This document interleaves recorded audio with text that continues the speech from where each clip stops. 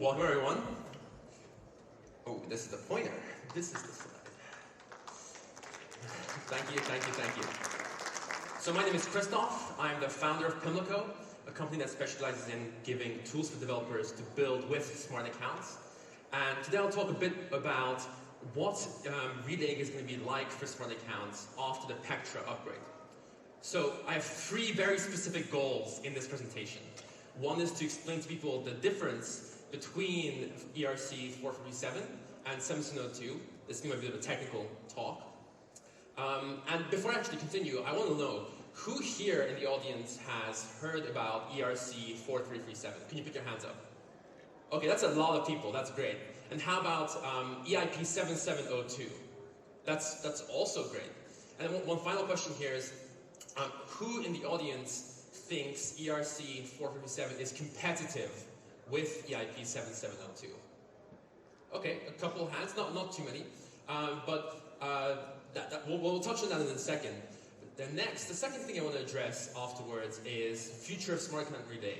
Right? For a long while, the only real way to relay smart accounts was with ERC-4337, but that now changes with this new EIP. And finally, what can developers actually do today to improve the user experience for their applications, for their wallets, using all this existing tech that's out there?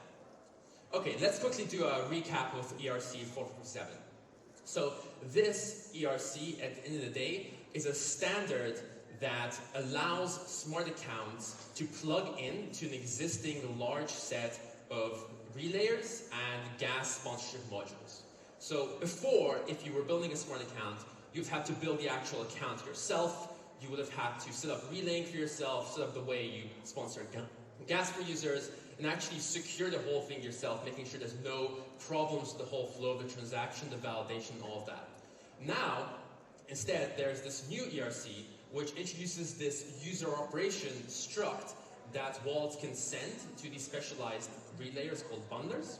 And with this, these bundlers will take these user operations and put them into a so-called bundle, submit them on chain through a specialized entry point smart contract.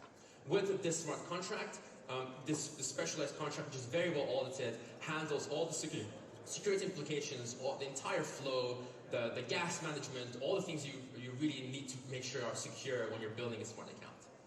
Next, quickly, is EIP-7702, which is part of the Pectra upgrade that went live on May the 7th.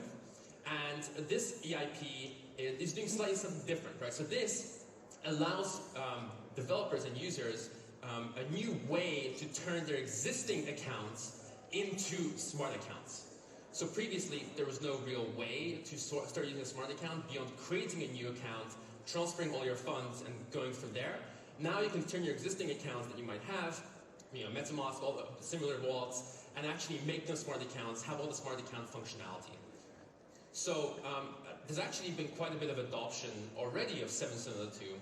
If you look, there's actually already over $100 million of TVL that is inside these EIP-7702 deployed smart accounts. And it's over basically 200,000 deployed accounts already. So this has been only 2 months.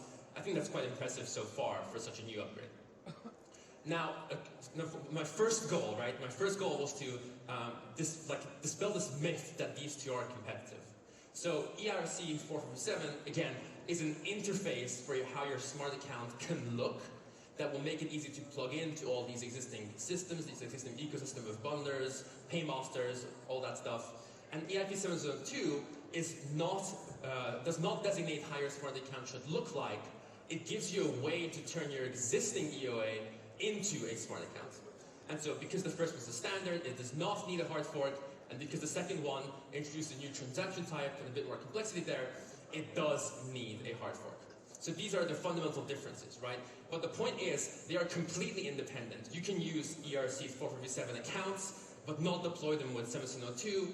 You can deploy with 1702, but with a different account type that's not 447. You can use both, you can use neither. These are two completely independent things. They actually take care of very different functionality and enable different things for users. Okay, so this was the first part of the talk. Second part is the future of smart account relaying. So now, for the longest time, ERC-4337 was the main way that people were relaying transactions to smart accounts. And this is worked pretty well. There's been over 300 million user operations sent in the history of 437 across many different chains. There's been more than 30 million accounts deployed. And some of the major smart accounts that have been live so far, Coinbase Wallet, MetaMask, Uniswap Wallet, these are all actually ERC-4337 compatible or have a version where you can upgrade to make it compatible with this ERC. Right, so this is really already taken off. It's really quite become a standard in the space. But that's not the only way that things can continue, right? That's the default, but you can imagine new, custom, more efficient, but potentially more proprietary systems emerging. So in the standard flow of how you submit a transaction with smart accounts is the following. First, you get the gas price for how you're going to create the user operation, the transaction. You're going to get stub data, which is basically like fake data you just need to make sure matches the structure of the transaction for the paymaster. You estimate the gas limits, then you actually get paymaster data for real. Then you send the user operation, then you poll to make sure you actually get the receipt and it's included as you expected. Now, this is again the flow if you're using paymasters or if you're sponsoring the gas, but you can actually cut a few corners here to improve latency if you really want to.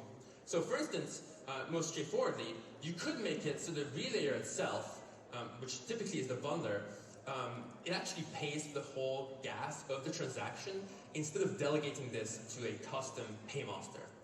With this, you already cut out 2 RPC calls, but it means that the relayer you choose is the only one that will be able to actually relay your transaction for you, because you need to have a custom deal with them to make sure they get compensated after the fact. You can also do some other optimizations. You can make it so you fetch the gas price in the background, you don't fetch it right before the transaction.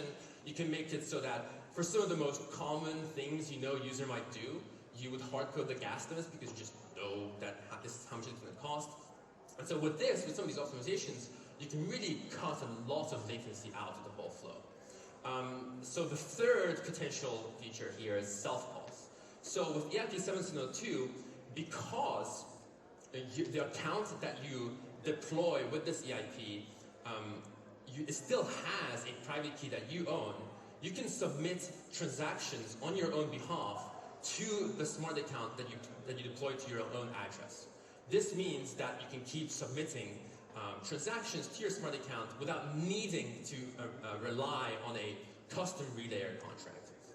And this is quite cool again because you don't need custom infra, custom tooling, custom paymasters, bundlers to interact with your account. But it does mean, for instance, that one, you always need ETH on your account to initiate your transactions. This completely gasless flow doesn't become completely possible. There's caveats now to that. And second is, you still need to sign every single transaction with your master private key if you're going to do these self-calls, which means it does make it more difficult to do flows like session key flows where you say delegate some of your access to your account to different entities, or for instance transaction automation, DCAing into different contracts, different coins. So it has its own limitations. And so, the typical questions people often ask projects is, will the devs do something? Well, the question is, what should the devs do? In this situation, I'm going to split this into 2 different parts, right? For the wallet devs, this is a lot more relevant, but there's also some things that dApp devs can do. So for wallet developers, really I gave you 3 options. Why not both? Why not all of them? So what you can actually do is, if you see the stats I showed you before, with how many EIP-1702 deployments have happened, how much TVL is in it, if you actually filter, you'll see that almost all, with a couple exceptions, the biggest wallets also implement ERC-4337. They implement 1702 and 4337, but with many of them actually, by default, do self-calls that I just mentioned, the third option, but then they can always fall back on ERC-4337. This is a very decentralized, very, ecosystem with a very widespread amount of adoption in case something goes wrong, in case the user doesn't have new funds on the chain, in case they don't have ETH, in case they want to do some session key flow that wasn't possible with self-calls. So basically, you don't need to choose between the 2. You can get both. Now, again, this enables session key flow and automations, but okay, that's one thing about the wallet devs. What should dApp devs do?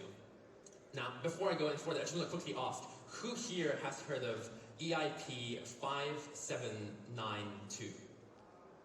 Okay, that's a couple people. No, not too many, but okay, that's great, that's perfect. Because if you're building any application that's not basically a wallet, you should really be paying attention to this. This EIP came out a while ago, but was sort of, reborn as like kind of a phoenix, basically a year ago. And it gives ways for dApp developers to actually make use of all the cool things that smart accounts can do now. So before, if you're building a dApp, you would signal to the wallet that you want a transaction executed by making an ETH_send transaction raw call. This would encode all the parts of the transaction, like what you're trying to call, but also the gas price, the nonce, the sort of sender address, all the things, potentially, and then also the signature, and then send it yourself, right? So this had not just what you wanted the user to call, but also a lot of hard-coded things, which should really be the wallet's responsibility. Like picking the gas price, picking the nonce of the transaction. Well, with this EIP, with EIP-5792, I know it's a lot of like these four number EIPs that get thrown around. This enables a new RPC method called wallet send calls. And this looks slightly different from the ETH send transaction call. So with this, you can see wallet send calls has a list of calls that you can make that specify the two data and the value of what you want to do. So you can be like, hey, I want to swap this on Uniswap, and I want to then transfer this. And then this actually makes it so you can signal that you want a batch of transactions to be executed at once, which is not possible before. And then, as an extra, you can also signal as the dApp that, hey, as the dApp, I'm willing to actually sponsor this transaction, and you can actually see the capabilities that wallets have and make use of them, right? So finally, if we implement this as sort of an ecosystem, we can actually make use of all these cool things that smart accounts have had for quite a while now already. And so this is quite a recent thing, but actually a lot of dApps already have implemented and have this EIP in production. So definitely really recommend taking a look at this, making sure you're compliant. There's actually a lot of easy ways now to enable this on your app. Okay, so that was what I wanted to touch on. Thank you very much for building with smart accounts. I have some of the sources here for BundleBear, Wallet A, some of the sources we used, and some resources you can check out. Maybe you want to take a picture of, if so. And yeah, assuming there's time, I'm happy to take one or two questions.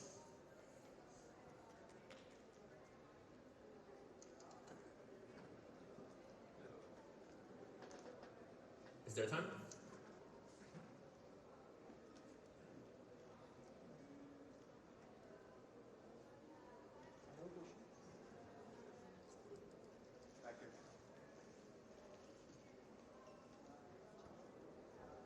We have some there.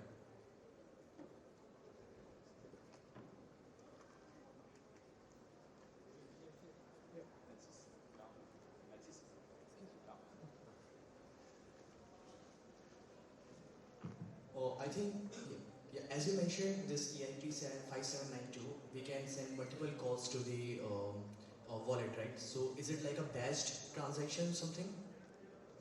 When you send multiple transactions, okay, let me go back to the slide here. Okay, here we go. So here, yes, if you see on the example transaction here, on the calls part, you can see that's an array, right? So you can actually put multiple different transactions together that you want the wallet to execute. So for instance, Uniswap uses this to combine, if it sees that you have a smart account, the approve and the swap flow, which for way too many years really has been completely separate, and you've had to make two separate transactions to make that possible. Again, this is only possible if you have a smart account, but if so, this is now a one-step flow. Okay, but the gas is going to be for the single transaction, right? Not multiple transactions. Gas is like we are reducing the gas. Yeah, you will very likely reduce the gas as well if you do this. If the wallet can bash these two because it is a smart account, because it has the capability, then yeah, you will spend less gas overall than if you just did two separate. Okay, perfect. Yeah, thank you.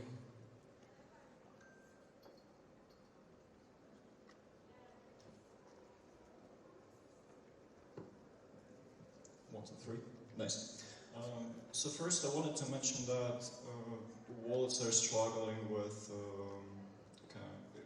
delegating the code. For example, if I delegated the code in MetaMask, then it will be problematic for me to set up, let's say, Ember wallet. So it could explain some of the statistics. And the second thing that with 5792 handling failing of like middle steps in the transaction is quite hard yet.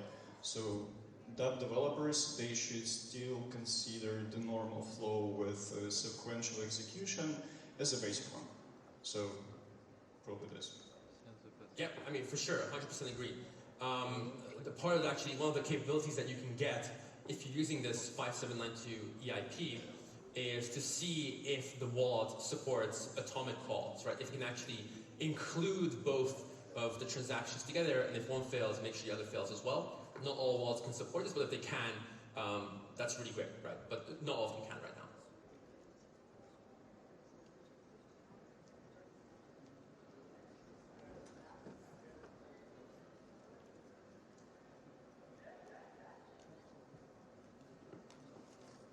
Awesome.